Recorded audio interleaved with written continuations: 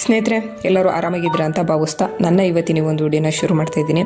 ಸ್ನೇಹಿತರೆ, ಏನು ಅಂತ ಅಂದರೆ, ಮದುವೆ ನಂತರ ತವರು ಬಿಡುವ ಹೆಣ್ಣುಮಕ್ಕಳು ಮಾತ್ರ ನೋವನ್ನು ಅನುಭವಿಸೋದಿಲ್ಲ. ದೇಶದ ರಕ್ಷಣೆಗಾಗಿ ಹೆತ್ತವರನ್ನು ಬಿಟ್ಟು, ತನ್ನ ಕುಟುಂಬವನ್ನು ಬಿಟ್ಟು, ಮನದಲ್ಲಿ ನೂರಾರು ಆಸೆಗಳನ್ನ ಹೊತ್ಕೊಂಡು ನಮ್ಮಂತಹ ಜನಸಾಮಾನ್ಯರ ರಕ್ಷಣೆ ಮಾಡುವಂತಹ ಬರದಲ್ಲಿ ಅದೆಷ್ಟೋ ಜನ ಸೈನಿಕರು ತಮ್ಮ ಪ್ರಾಣವನ್ನು ದಾನ ಮಾಡಿದ್ದಾರೆ. ಅಂತಹ ಒಂದು ಸೈನಿಕರಿಗೆ ನಾವು ಎಲ್ಲರೂ ಒಂದು ನಿಮಿಷ ಎದ್ದು ಸಲ್ಯೂಟ್ ಮಾಡಿದರೆ ತಪ್ಪಾಗೋದಿಲ್ಲ ಅನ್ನೋದು ನನ್ನ ಅನಿಸಿಕೆ. ಅಸಲಿಗೆ ಇಷ್ಟೆಲ್ಲ ಏನು ಕೇಳ್ತಾ ಇದ್ದೀನಿ ಅಂತ ಅಂದರೆ, ಡಿಸೆಂಬರ್ 24ರಂದು ಜಮ್ಮು ಕಾಶ್ಮೀರದ ಪೂಂಚ್ ಜಿಲ್ಲೆಯ ಮೆಂದವರು ಕಣಿವೆಯಲ್ಲಿ ಸೇನೆಯ ವಾಹನವೊಂದು ಚಲಿಸುವಾಗ ಅದು ಪ್ರಪಾತಕ್ಕೆ ಉರುಳಿತು. ಇದರ ಪರಿಣಾಮ ಕರುನಾಡಿನ 3 ಯೋಧರು ಹುತಾತ್ಮರಾಗಿದ್ದರು. ಅದೇ ರೀತಿ ನೀವು ಇಲ್ಲಿ ಫೋಟೋದಲ್ಲಿ ನೋಡ್ತಾ ಇದ್ರಲ್ಲ, ಇವರ ಹೆಸರು ದಿವಿನ್ ಅಂತ. ಇವರು ಮೂಲತಃ ಕೊಡಗು ಜಿಲ್ಲೆ ಸೋಮವಾರಪೇಟೆ ತಾಲೂಕಿನ ಆಲೂರು ಸಿದ್ದಾಪುರದ ನಿವಾಸಿಯಾಗಿದ್ದಾರೆ. ಇವರು 10 ವರ್ಷದ ಹಿಂದೆ, ಅಂದರೆ ಈಗ ಅವರಿಗೆ 28 ವರ್ಷ, ಅವರ 18 ವರ್ಷಕ್ಕೆ ಒಂದು ಭಾರತೀಯ ಸೇನೆಗೆ ಸೇರಿಕೊಳ್ತಾರೆ. ಸ್ನೇಹಿತರೆ, ಇವರಿಗೂ ಸಹ ಗಂಭೀರವಾದ ಗಾಯಗಳಾಗಿತ್ತು. ಇವರ ತಾಯಿಯನ್ನು ಸಹ ಜಮ್ಮು ಕಾಶ್ಮೀರಕ್ಕೆ ಕರೆಸಿಕೊಳ್ಳಲಾಗಿತ್ತು. ಎಷ್ಟೋ ಜನರ ಪ್ರಾರ್ಥನೆ ಹಾಗೆ ಆ ಒಂದು ಹೆತ್ತ ತಾಯಿಯ ಕಣ್ಣೀರು ದೇವರಿಗೆ ಕಾಣಿಸ್ತಿಲ್ಲ ಅಂತ ಅನಿಸುತ್ತೆ. ಸ್ನೇಹಿತರೆ, ದಿವಿನ್ ರವರು ನಮ್ಮ ಎಲ್ಲರನ್ನೂ ಅಗಲಿದ್ದಾರೆ. ಸ್ನೇಹಿತರೆ, ಇಷ್ಟೇ ಅಲ್ಲದೆ ಇದರಲ್ಲಿ ಇನ್ನೂ ಒಂದು ಬೇಸರದ ಸಂಗತಿ ಏನಿದೆ ಗೊತ್ತಾ? ಏಪ್ರಿಲ್ 28ರಂದು ದಿವಿನ್ ರವರ ತಂದೆಯೂ ಸಹ ದೈವಂದಿರಾಗಿದ್ದರು.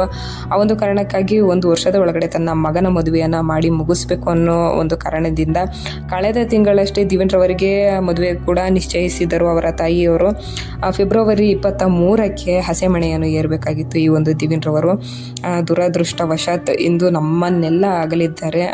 ಆ ಒಂದು ತಾಯಿಗೆ ಈ ಒಂದು ದುಃಖವನ್ನು ಭರಿಸುವಂತಹ ಶಕ್ತಿಯನ್ನು ದೇವರು ಕೊಡಲಿ ಅಂತ ನಾವೆಲ್ಲರೂ ಸಹ ಪ್ರಾರ್ಥಿಸಲೇಬೇಕು. ಅಷ್ಟೇ ಅಲ್ಲದೆ ಇವರು ಒಬ್ಬರೇ ಮಗ ಅಂತ. ಸ್ನೇಹಿತರೆ, ಒಂದು ನಿಮಿಷ ಯೋಚನೆ ಮಾಡಿ, ಅವರ ದಿವಿನ್ ರವರ ತಂದೆಯೂ ಸಹ ತೀರಿ ಹೋಗಿದ್ದಾರೆ. ಅದಾದ ಮೇಲೆ ಈ ಒಂದು ದಿವಿನ್ ರವರು ಸಹ ವೀರ ಮರಣವನ್ನು ಹೊಂದಿದ್ದಾರೆ. ಆ ಒಂದು ತಾಯಿಗೆ ಅದು ಎಷ್ಟು ನೋವು ಆಗ್ತಾ ಇರ್ಬೋದು. ನಾನು ಯೋಚನೆ ಮಾಡೋದೇನಪ್ಪ ಅಂತ ಅಂದರೆ, ಆ ದೇವರಿಗೆ ಏನೋ ಒಂದು ಸ್ವಲ್ಪ ಕರುಣೆ ಅನ್ನೋದೇ ಇಲ್ವಾ ಅನ್ನೋದನ್ನು ನಾನು ಸಿಕ್ಕಾಪಟ್ಟೆ ಯೋಚನೆ ಮಾಡ್ತಾ ಇದ್ದೀನಿ. ಯಾಕೆ ಅಂತ ಅಂದರೆ, ಬಾಳಿ ಬದುಕಬೇಕಂತಹ ದಿವಿನ್ ರವರು, ಅವರ ತಾಯಿ 108 ಕನಸುಗಳನ್ನ ಆಸೆಗಳನ್ನ ಇಟ್ಕೊಂಡಿದ್ರು ಪಾಪ ಆ ದಿವಿನ್ ರವರ ಮೇಲೆ.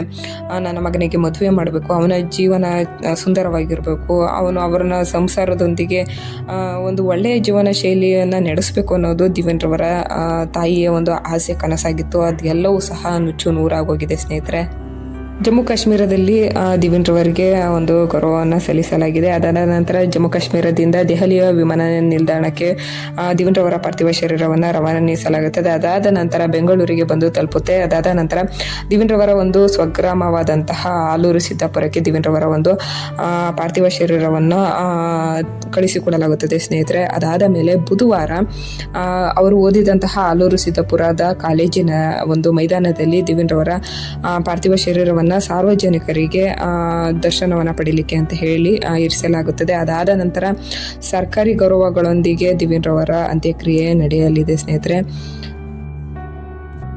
ನಿಜವಾಗ್ಲೂ ಆ ಭಗವಂತ ದಿವಿನ್ ರವರ ತಾಯಿಗೆ ಈ ಒಂದು ನೋವನ್ನು ತಡ್ಕೊಳ್ಳುವಂತಹ ಒಂದು ಶಕ್ತಿಯನ್ನು ಕೊಡಲಿ ಅಂತ ನಾವೆಲ್ಲರೂ ಪ್ರಾರ್ಥಿಸಲೇಬೇಕಾಗಿದೆ. ಸ್ನೇಹಿತರೆ, ಈ ಒಂದು ಸಂದರ್ಭದಲ್ಲಿ